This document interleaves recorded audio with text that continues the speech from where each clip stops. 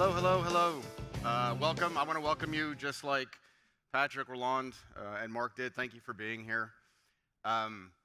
In watching Mark present hybrid integration, I wanted to actually initiate a new initiative here live on stage, and also to help sort of get our blood flowing a little bit since we've been sitting now for over an hour. Did you find Mark's presentation about HIP and sort of the nature and the structure of it valuable?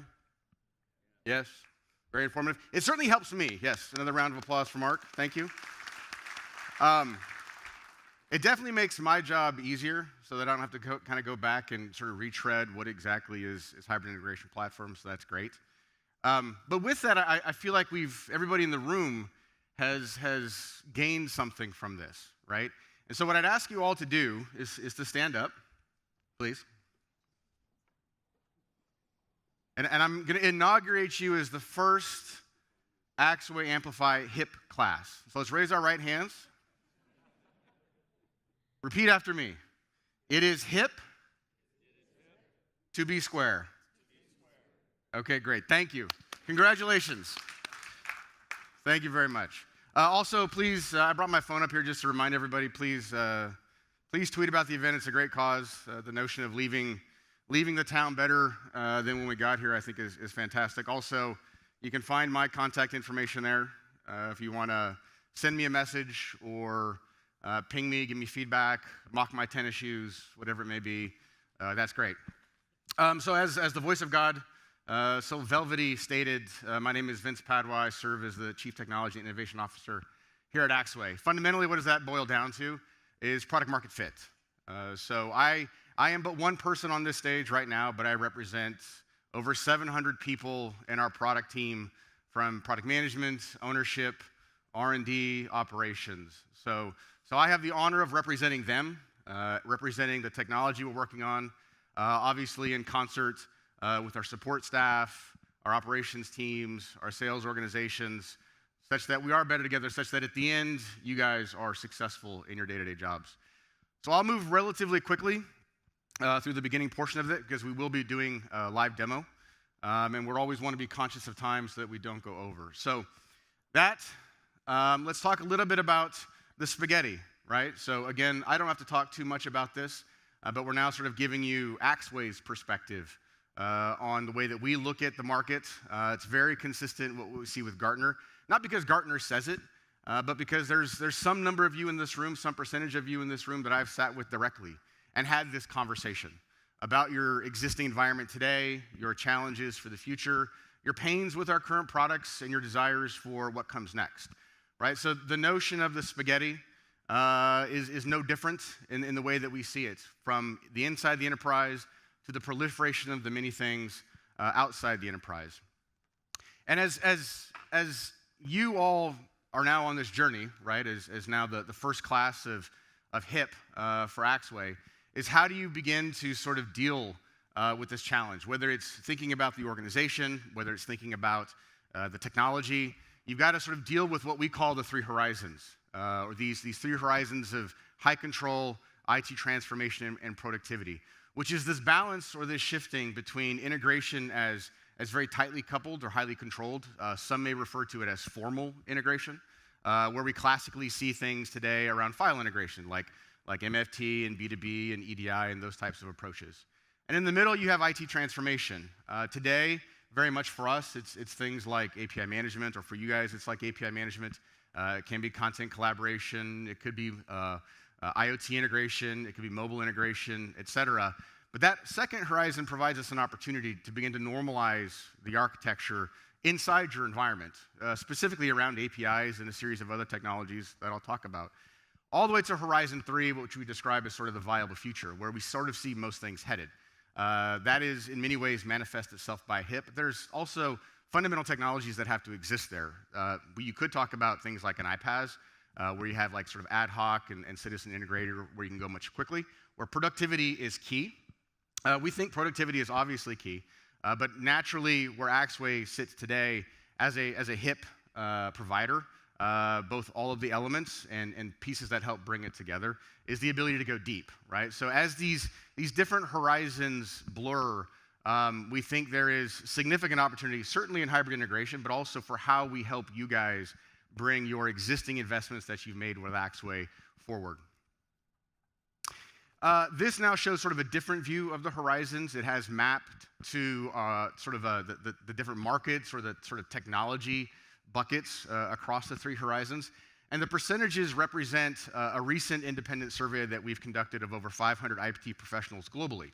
And the percentages represent adoption, right? And what you see is that across this integration set of horizons, there is a high degree of adoption across many, many enterprises. And more than half of the enterprises in the survey have more than 3 of these in their environment, right? Which I assume, again, having talked to a good percentage of those in this room, is not uncommon for you guys today. And so it is a challenging problem. The spaghetti is very complex. It might be ultimately delicious for vendors like us because it's hard to manage or challenging, but it doesn't really enable you to be successful in your objectives and your outcomes. The other part of the survey that we took looked at what were the challenges to integration today and challenges towards moving to the hybrid integration. These are currently in rank order, with first being security as the #1 challenge to sort of moving to a hybrid integration platform, right? The ability to effectively govern the data flows, not just in the enterprise, but how does it go outside the enterprise, right? Certainly the B2B nature of it, the ecosystem nature of it, as well as just, then you have edge applications as well, or other services that may be accessing information in enterprise. The second is complexity, right? How do I essentially be able to orchestrate logic that is consistent or aligned with the objectives of the business overall? Third, as you heard from Mark, personas, right? The fact that the IT has to go more quickly, that we can't wait 6 weeks or even 6 days to get a response from IT to integrate an application or to integrate a service or to integrate a dashboard, ultimately to find out that that's not what we want in the end. So how do we enable integration to be more self-service, to empower those at the sort of the last mile of integration to be more successful? Fourth is adoption, right? We live in a place, when you think about adoption, the analogy that jumps to my head, has anybody ridden the rock and roller coaster over at Hollywood Studios yet? I know since we're in Orlando. Really, nobody?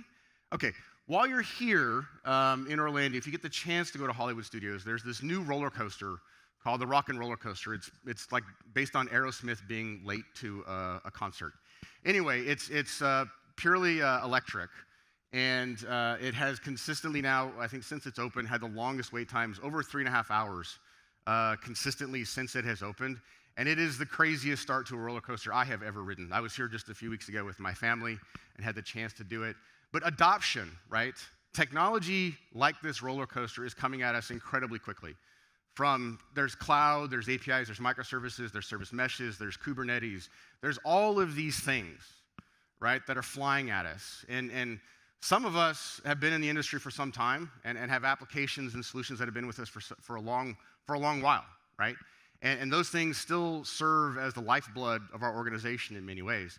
So how do those technologies and those offerings get working with more modern day tools, right? So how does a vendor help you metabolize or consume those things, right? That's the fourth barrier. And the fifth is shadow IT, right? Where the desire for central governance or fine-grained control, where you want to enable a line of business to get started using some new technology so that they can test it, trial it, et cetera. But when you need to drive full-blown adoption, right? We need to manage security end-to-end. We need to manage observability and analytics end-to-end. This becomes critical, right? So we want to empower the organization to go quickly, but at the same time want to make sure that it aligns with the longer-term objectives around managing risk and security overall. So when you sort of bring those elements together and you talk about the barriers and sort of the combining of the different horizons, right? We see 3 key value statements around hybrid integration. The first in Horizon 1 is extending legacy applications and processes with new innovations and ecosystems, right? So the notion of how do you bring file transfer forward as a service or B2B as a service, right? How do you get it working more operationally effectively in containers, using orchestration techniques? How do you get it working more seamlessly with services that may be provided by AWS or Azure? Secondly, through streamlining processes and reducing manual errors, right? This is all about automation. And one challenge with automation is that when everything is buried in silos, it's very difficult to drive automation, to leverage things like certainly CI/CD tooling and DevOps tooling to automate workflows, to automate testing, to automate deployment, to automate rollback. All of those things are necessary, are value statements that we believe that we begin to bring to the table for you as customers. And then thirdly, creatively combining endpoints, consumers, and ecosystems in innovative ways. Right? This is the notion that once you've sort of brought things out of the dark and exposed them to more eyeballs and to expose them to more use cases, that new opportunities will be uncovered. New opportunities can be found, right? The ability to test a partnership that you hadn't considered before because it was going to take you 2 weeks to onboard. Now that it takes you only 2 hours, you can test that and try it and see if you can get it going and make it successful. So that's for us for the value proposition. We think this is unlike what you'll find from many of our competitors in the space today, which is in the Horizon 1 vendors or those products that sit in that space, they often lock you in, right, where they limit value, either with monolithic applications or where they require specialized skills, where the skills may be limited or aging or moving to new, more innovative projects. The second is they maintain silos, or it's a focus purely on best of breed, where everything is, I only want this API product, or I want this iPaaS product, or whatever. And that's great, and we certainly believe that is an approach to HIP, right? But we also think then there's a part of it around how are you ultimately going to govern it, right? How are you going to discover the services? How do you have consistent policy control? How do you have consistent user rights and user control? And that'll be some of the stuff that I'll show you in a bit. And then thirdly, in Horizon 3, the notion of SaaS or cloud-only solutions, where Mark mentioned it as well, right? So you think of this as iPaaS or APaaS, where they're great to get started, but they are limited in sort of their depth and limited in some of their functionality, as well as sort of limited in terms of personas, right? They may not be the most applicable because they don't have the depth to those that consider themselves more in the specialist category. So today, right, Axway AMPLIFY, one platform, one experience, multiple integration patterns. What we're launching today is about that promise, right? The ability to have one platform and one experience, but bring to bear now multiple ways of doing integration. Ways that you've all been doing it in the past with our existing products, as well as some new ways moving forward that I'll show you where, speeding discovery and deployment and use is critical. The second, the ability to combine traditional integration patterns with new innovations and ecosystems. Thirdly, to do so in an enterprise-ready way, right, where we can support the architectures that Mark talked about, the different sort of exploding set of endpoints and applications, and ultimately the different personas, right? In the end, if we do our job right for you, then you doing your job is even easier when you serve your downstream constituents. Those folks that I refer to sort of as the last miles of integration, whether it could be somebody who is building the mobile app for your company, or it is that partner on the other side that is onboarding some invoicing service, whatever it may be, right? You are serving those last mile of integrators who ultimately own the final set of experiences. And so with that, what we're announcing today broadly is a set of new capabilities that are now sort of additive or certainly extensions of what we've had up to date. The first is around a unified catalog, which I'll get to show you here in a little bit, to aid discovery, to aid sharing, to aid reuse, for all the different sort of integration types, flows, APIs, applications for your enterprise. The second is a significant expansion of our iPaaS capabilities. Prior to this, we had roughly 20 or so applications. Today, we have over now 150 applications with a new set of tooling around the ability to sort of build flows and workloads for Amplify. The third is API traffic management and microservices and choreography. This is something that is below the covers. I won't show it on main stage, but it will be demoable out in the expos. I ask you to go see it. We certainly believe in Axway. Our platform core to it is API first and API driven, right?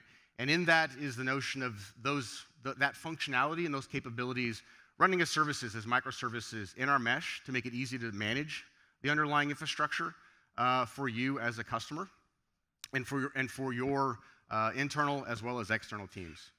Fourth is self-service managed file transfer, which is sort of bringing that Horizon 1 product all the way forward, right? So the notion of how do you do file transfer now as a shared service, where you have more reuse and repeatability than you have in the past.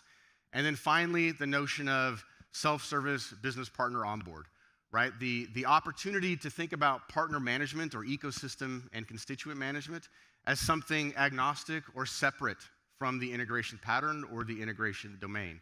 I won't show this, I'll touch on it one more time, but again, it will be out in the expo for you to see.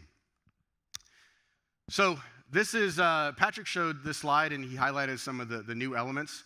You can see the different sort of integration domains and patterns along the top, and along the bottom are what we call sort of the different foundation services, the catalog, flow orchestration, event-driven choreography, partner and consumer management, et cetera. The iPaaS, I mentioned it very briefly already, 150 plus connectors, very much out of the box, get started very quickly. It is self-service. Again, I'll show you this as we go, but you can get going obviously now. Instead of days, you can do this in a matter of really just minutes or hours to get going with a given application. A little closer look at what we call the catalog and ultimately the control plane. So, Mark mentioned it a little bit, this idea of discoverability and where do you put your endpoints and your applications and your flows.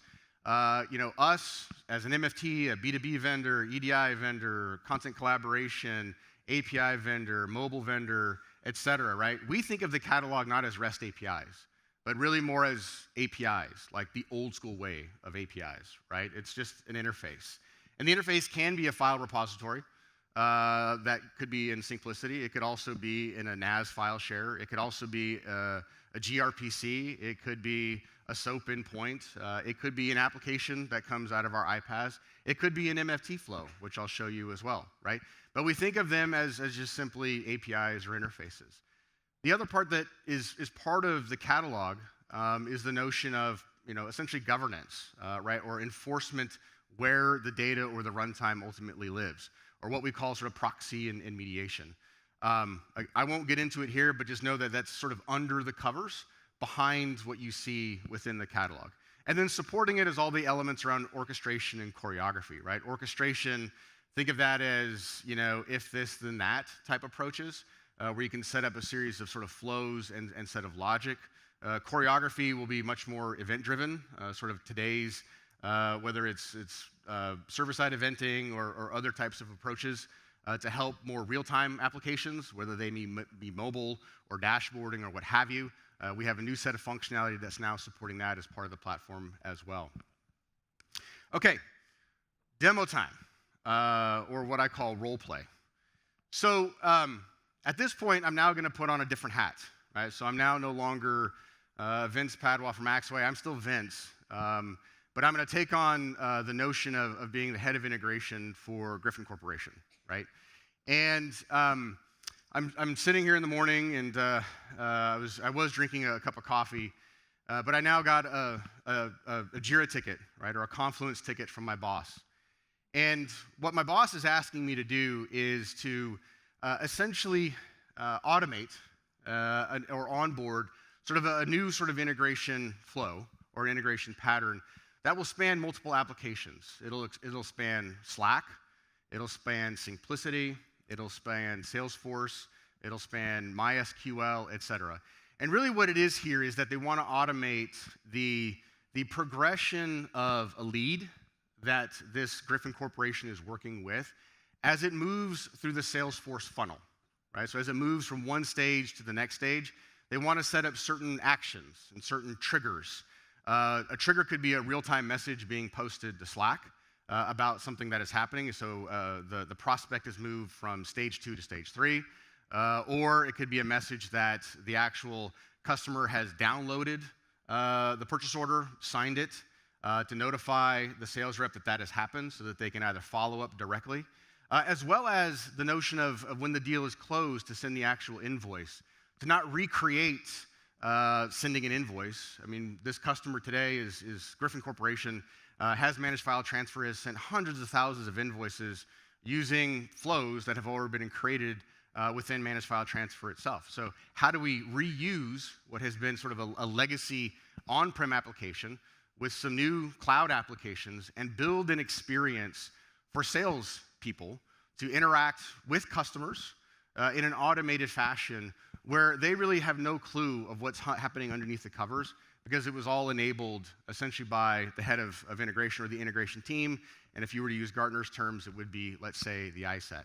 So that's a little bit of the setup. This is a little bit of the flow, sort of from end to end. So now just assume I'm Vince, and I went and pulled all my really smart people together to sort of talk about how do we take that Jira ticket and break it down into doing something that's reasonable that we would want to go implement, which is, okay, there's Slack integration. We need to push notifications to Slack as state changes in Salesforce. We need to send files through Simplicity to push the customer a purchase order or to push them the invoice driven by managed file transfer, all the way down to ultimately closing the deal in Salesforce itself. So I have multiple applications to deal with here, both in the cloud, on-premise. I have different flows or orchestrations to put together. And I need to be able to do it in a way that it's agnostic to the end user, right? To the people who are ultimately using this integration paradigm or this integration service I'm delivering. So in the end, it nets down to 5 steps, right, for me to do, which is I've got to go configure some connectors. I've got to publish them in a catalog somewhere. I've got to build some logic. And then in the end, I'm done. And so I'll sort of walk through a little bit about that live. So if we want to go to my laptop, which just went to, there we go. So if we go to my laptop now, so we'll kind of walk through again, me sort of as the IT specialist or the head of the ISET for Griffin Corporation. And then what I'll do is we're going to show the other side of it, which is now what does it look like actually from the end user's perspectives who are leveraging the integration itself. So here I am in my browser. It's kicking me out, so let me go ahead and log in to the platform.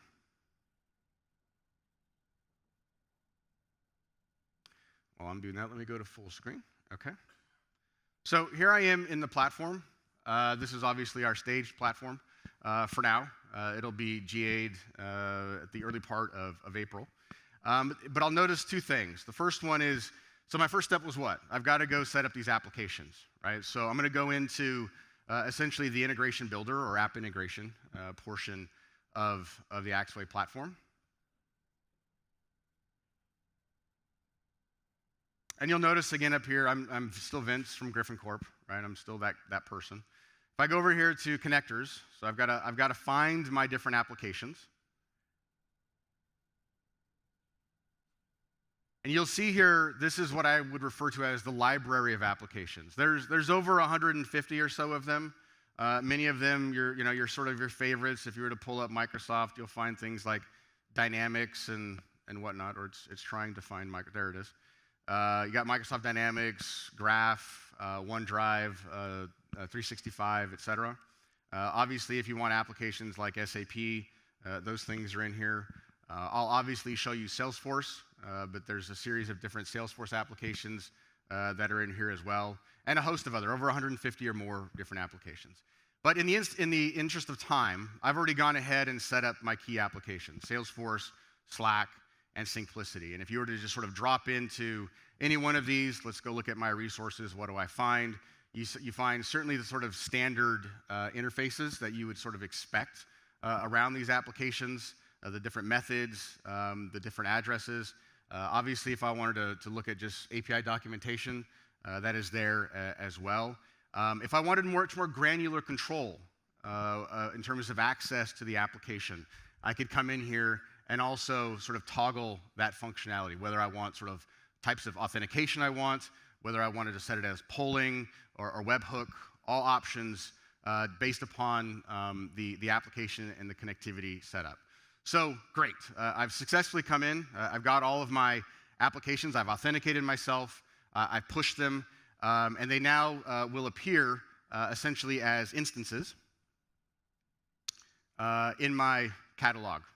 And what happens here is now that once I've authenticated them and pushed them, they will now appear in my enterprise catalog, which I'll flip to here in a minute.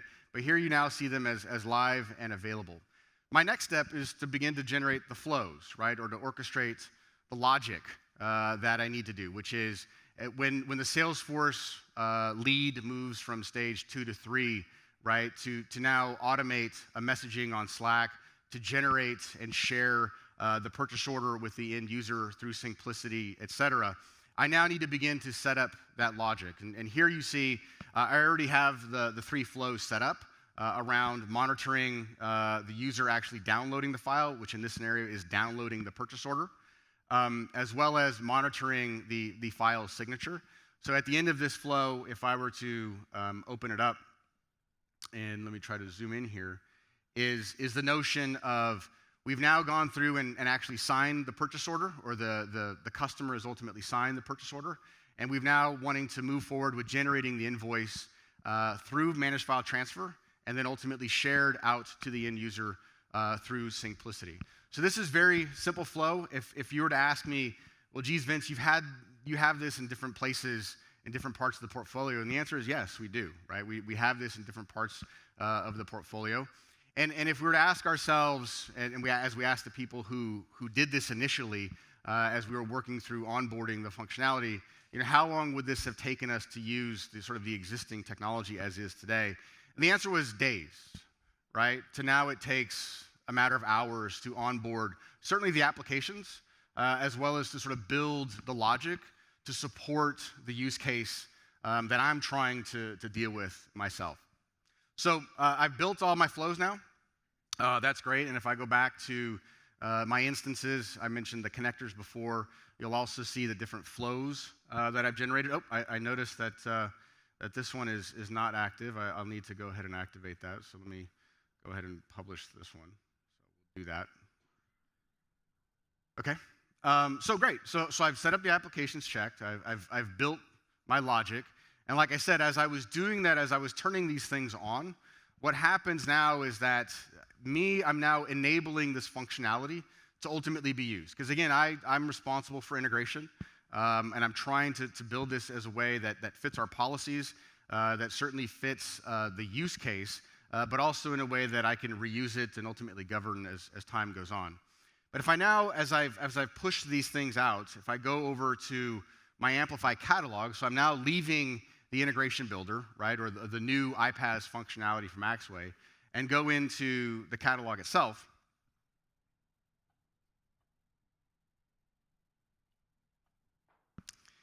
you'll see another set of things that were now being actually driven from the iPaaS function, now residing in a catalog, in a place where all of the stuff I mentioned around sort of governance, whether we want to go all the way down to things like proxy and mediation, or you want to talk about just user entitlement, user authentication, team authentication to access these different services and capabilities, this is where I will set all of that stuff up. So before I was sort of building the applications, generating the logic, and now I'm putting them in my catalog where I now want to begin to govern them and then make them more broadly accessible, whether it be inside my enterprise or outside my enterprise. Just a few things to note. If you come over here, the things that I onboarded, the different applications, will appear as proxies that are now available to be used. There's already a series of them. The new ones that were pushed appear on the second page. But they're here now available for me to use in the use cases. If I go back to the catalog, I'll just point out a few other things. We mentioned the reuse of MFT, right? So the send invoices to billing that's now highlighted here. Right, this is a classic file transfer flow, right? This is what has been buried in a Horizon 1 product, now coming to life really as a modern day hybrid integration platform that can now be used in different scenarios that weren't envisioned before, right? And here we're envisioning the notion of sending an invoice out of an on-premise file transfer product, dropped into a file sharing offering from us that is simplicity. It could be others. But from us, it's simplicity, and ultimately shared with the customer. So all of the back-end infrastructure behind this MFT flow is still MFT, but is now being brought into a different light to be used and ultimately consumed. The other thing I'll just point out is there's a couple other 3 tiles here that are listed as AIS. This is a reference to our accounting integration suite. So one of the objectives in Axway is to continue to evolve towards headless operations and API first. Accounting Integration Suite is a part of Axway for 20 or more years, right? This is what had been a very monolithic application, very purpose-built to do just accounting integration, is now represented by these three tiles. 70% of its functionality is now represented by these three tiles, now being brought into a whole new ecosystem of applications that it hadn't had access to before. So accounting integration is somewhat boring and mundane, but for any of you sitting in the room who may deal with those kind of problems, now have to figure out, okay, well, if I own accounting integration or I have to deal with accounting integration, how do I govern it overall, right? How do I ensure that policies are consistent across that integration paradigm and the other integration paradigms at play? And now the catalog from Axway begins to not only just create that common place for discovery, but also that common control point and common point for governance. So with that, I declare success, right? My job is now done. I went through all 5 steps. I instantiated the applications, I built some logic, and I've now put in place the governance to actually run these different scenarios or to run the use case. So let's now flip over to what it looks like for the end user, right? So there's 2 people at play here. So I'm now on vacation at Hollywood Studios riding the rock and roll roller coaster, and no longer having to worry about this problem anymore, right? Because I know it's built on Amplify, so it's rock solid. So 2 people, John Smith. John Smith is the sales rep, and he's interacting with a nice young gentleman named Bala, who is looking to buy a product from him, right? So John Smith receives a request from his customer and wants to respond to it. And the request is relatively simple in the sense that he liked the demo and he thought it was impressive, but he wants to hear about some customer success or some recent wins. Again, he's not quite at that point of wanting to negotiate, but he heard something good and now wants to learn a little bit more. And so he gets this email. And one thing we want to show as part of this demo is that here on the right-hand side, you'll see in the email, so this is just classically Outlook, with a plugin on the right-hand side brought to us by our partner somewhere in the room, Backflipped. Somewhere in the room, there they are, back there. So Backflipped provides a plugin here to Outlook. And what this plugin is doing is it's essentially an AI ML bot plugin, right? And what it's doing is it's doing really 3 things. One is it's reading the email, but it's also integrated with Salesforce and Simplicity, so essentially the file repository. So as the bot reads the email, right, it is now trying to understand context and really begin to surface relevant information. And here it's asking about a customer success story as well as competition. And so what we find is the bot is surfacing the information. John Smith is now going to figure out, okay, well, which ones make the most sense, ultimately going to respond back to the end user. He picks a customer success story. He'll pick a recent win from Citrix overall that they beat in a head-to-head match, and go on and send that back to Bala, the customer itself. So Bala Chris receives the success story and moves forward with now requesting a quote. So that's great. He gets the email, says, I love all this stuff. You guys are awesome. Send me a quote, right?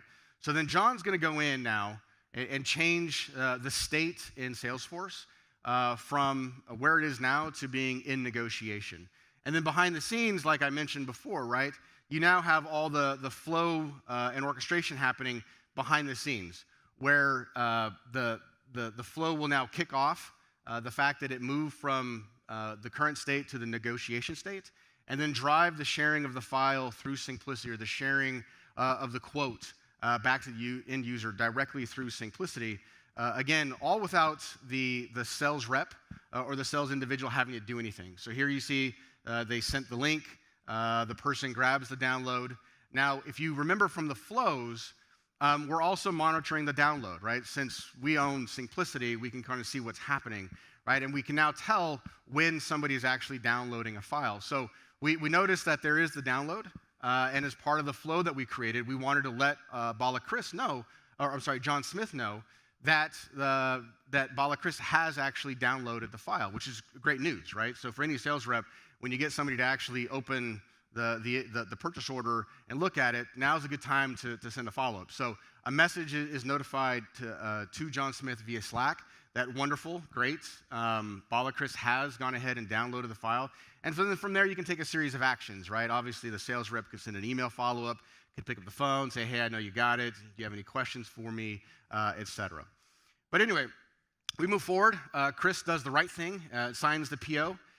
Here you see him opening the PO. He'll pull over his signature, ultimately sign the file. And again, back to the workflows that we created, we're able to sort of monitor and understand what's happening, right? And so great. So he's now signed the PO, right? So John's going to get notified again via Slack. Again, completely unbeknownst to him, automated to him, all underneath the covers while I ride the roller coaster at Hollywood Studios, that this is happening, right? So he gets the Slack message. That's fantastic. It's wonderful. And then from there, what's the next step, right, is to send him the invoice. So he's gone ahead. He's signed. We're cheering. We're already popping champagne. Now it's time to send the invoice.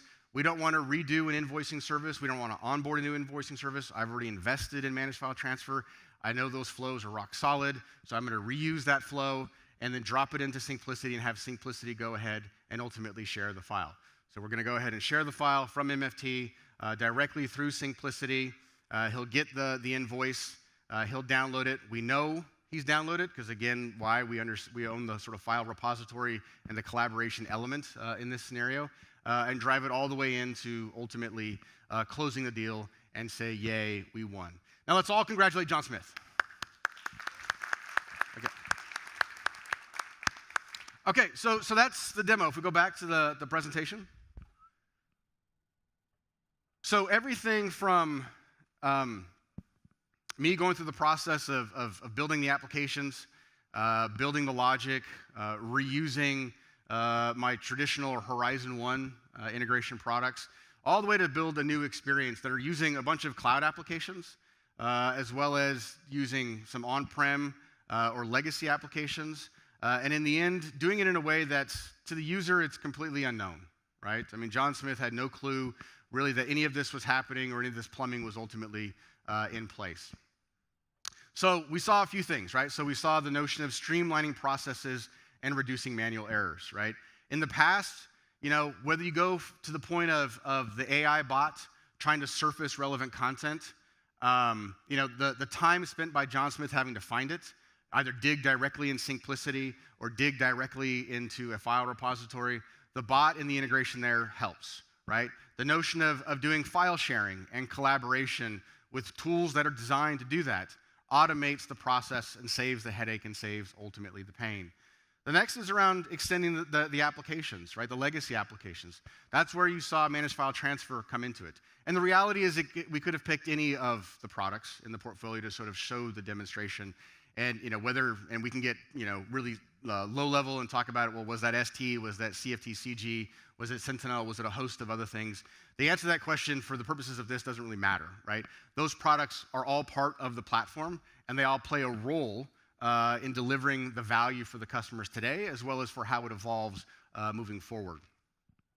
I mentioned this earlier. What you didn't see under the covers, right, is our API traffic management, microservices, and service mesh. So everything that you saw here is running as microservices as part of our service mesh, right? So our ability to have very fine-grained control, as well as scalability, as well as to provide a modern-day architecture for the way I think Gartner would call it the composite applications. Think of this as a composite application would ultimately come to bear. This is where the power of the platform under the covers really comes to light, right? The notion of us being API-driven, API-first, and then leveraging the more modern-day approaches for things like microservices and service mesh. This last part around B2B partner onboarding, we didn't show it here, but I just want to make sure that everybody in the audience knows that it is now available as part of this market release and market launch. This is a self-service partner onboard and partner management, agnostic to the catalog, agnostic to the integration domain. Today, it's very much connected to our B2B offerings. That's sort of the first MVP of the product itself. But we very much see this as a core pattern for us to bring B2B, the partner management, partner onboard part of it, agnostic. And when I say agnostic, what does that mean? That means if you have onboarded a partner and are transacting with them through APIs, but you then want to move into transacting with them through sharing files, or you want to add file sharing as a capability, right? Or you want to add other things through our MFT and B2B portfolio that you don't have to re-onboard, right? And you don't have to re-manage them. That because of the catalog and that as the sort of entry point or the place in which around our different integration offerings come together, that you can do partner management and onboard agnostic to the integration domains. Whether the integration capabilities come from us or they can come from a third party. That's the other thing folks should remember, is that our catalog is really agnostic to whether they're Axway products or not. We very much believe in an open ecosystem. We think there is a better together story with it being with us. But we know that that's not always the case, right? You already have existing technology or you have existing investments, and we think our catalog and the way that we think about sort of the underlying management of it is unique and ultimately different. So Amplify, setting the standard for HIP, right? You see our many products listed on the right. With the catalog, we now bring in a host of many other endpoints that weren't necessarily there today, or we left it to you to figure out. Right? That's the other thing that I think is a significant advancement for us, is a lot of the stuff there on the left regarding endpoints was your problem, right? We gave you some tooling, but ultimately it became your problem.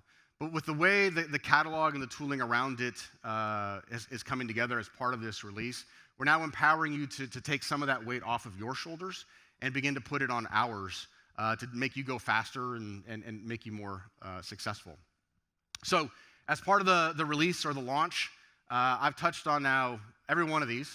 Application integration, API, build and orchestrate, MFT service enrollment, right? So that's the notion of being able to generate MFT flows that can now land inside the catalog.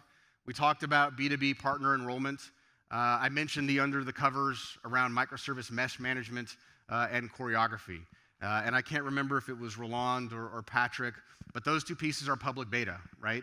In the sense that they're available to you now. We want to work with you on feedback. We want to work with you on not just the technology, but there's a big focus here on the experience as well, right? And so we want to engage. There are many product people here in the team that would love your feedback. I know some of you sat in the cabs yesterday and have already given plenty of feedback on this topic. But it's key to us. It's key to how the platform will operate and behave as time goes on. So fundamentally, what do we think this enables our customers to accomplish? And it's really all of the above in terms of the broad sort of HIP message, which is new architectures and new audiences brought to bear through the notion of our unified catalog, as well as the onboard of all the new iPaaS functionality. The ability through the catalog to combine old with new, as Patrick talked about, right? The ability to now move quickly. So back to, I think it was the third or the fourth barrier to HIP adoption or integration adoption, which was complexity, right? How do I get started with Kubernetes? Do I care, right? How do I get started with Docker? Well, our goal is to enable that to be easier, especially in terms of using our products. Easier to get your stuff to work well with AWS if you're an AWS shop, or an Azure shop. And then finally, policy control, right? The catalog is interesting for discovery, but fundamentally it becomes about enabling IT to deliver services to those last mile integrators and do so in a way that can be governed, to not be the hindrance, but to be the thing that enables them to ultimately scale, all to help you accelerate innovation, improve efficiency, and reduce risk. So I have 3 calls to action, besides now the fact that we all have to move forward as the initial class of Axway AMPLIFY HIP, the HIP to be squared crowd. As Mark said, and we continue to say as well, right? HIP is something that you sort of have to sort of step back and begin to challenge and reimagine the way that you think about integration moving forward, right? And yes, there's always a technology element, but then there's always the people element, right? There's the culture element. There's just the human side of all these things, and it's not easy. Right? And Axway wants to support you in challenging yourselves as well as challenging the organization, right? Secondly, I ask that you all get hands-on, right? Through your time here, through the sessions that will come this afternoon, through the demos out in the expos, and directly on platform.axway.com, the stuff that I was just showing you about. Granted, not all of that is there today or available to you, but it will in the coming weeks as it goes live and ultimately GA. Lastly, consult our experts. Whether you want to chase me down, you want to direct message me in Twitter, you want to find people that say employee on their badges, and you want to talk to them about what you've heard, what you didn't hear, what you're curious about, what messages that you may want to talk to us about, how you take back to your management, to your teams, about what you heard at Axway, so that they can become part of the next class of hip evangelists around what certainly Axway is doing and what we seek to empower and enable you to do. So with that, I very much appreciate your time and enjoy the rest of the event.